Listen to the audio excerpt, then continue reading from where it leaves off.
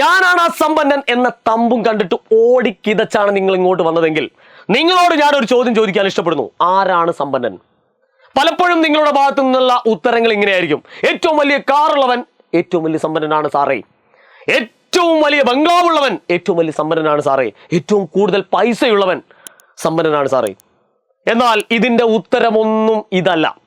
അടുത്ത 10 വർഷം കഴിഞ്ഞാൽ ഏറ്റവും വലിയ സമ്പന്നൻ ആരാണെന്ന് നിങ്ങൾക്ക് അറിയാമോ? ഏറ്റവും വലിയ സമ്പന്നൻ അല്ലെങ്കിൽ ഏറ്റവും വലിയ സമ്പാദ്യം എന്ന് പറയുന്നത് സമയം സ്വന്തമായി ഉള്ളവനാണ്, അല്ലെങ്കിൽ സമയം കൂടുതൽ ഉള്ളവനെയാണ് നമ്മൾ എന്ത് പറയുന്നത്? ഏറ്റവും വലിയ സമ്പന്നൻ എന്നാണ് കണക്കാക്കി കൊണ്ടിരിക്കുന്നത്. സമയത്തെ വലിയൊരു സമ്പാദ്യമായിട്ട് കണക്കാക്കണമെങ്കിൽ നമ്മൾ ഇപ്പോഴേ അതിനെപ്പറ്റി ചിന്തിച്ച് തുടങ്ങണം, അല്ലെ? അടുത്ത 10 വർഷം കഴിഞ്ഞിട്ട് ചിന്തിച്ചാൽ പോരാ.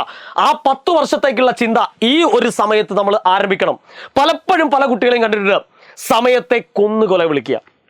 ഇന്ന് ചെയ്യേണ്ട കാര്യങ്ങൾ നാളത്തേക്ക് മാറ്റിവെക്കാം. അതായത് ഇന്നത്തെ സമയത്തെ കൊല്ലുക, ആ കൊന്ന സമയത്തെയും ആലോചിച്ചിട്ട് പിറ്റേ ദിവസവും ഇരിക്കുക.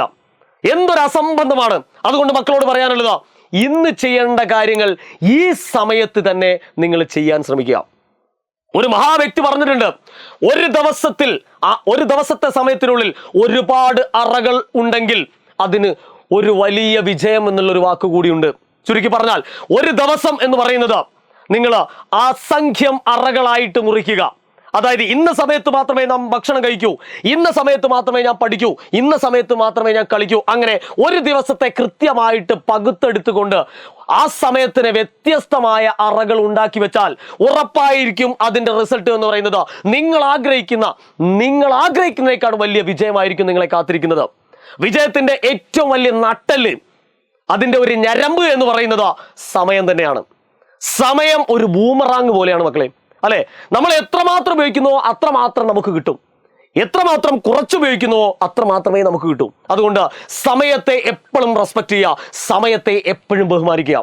ഓരോ കാര്യങ്ങളും വേണ്ട സമയത്ത് വേണ്ടതുപോലെ നിങ്ങൾക്ക് ചെയ്യാൻ കഴിയട്ടെ എന്നുള്ള പ്രത്യാശയോടുകൂടി ഞാൻ ഈ വീഡിയോ വൈൻഡപ്പ് ചെയ്യാണ്. Good bye.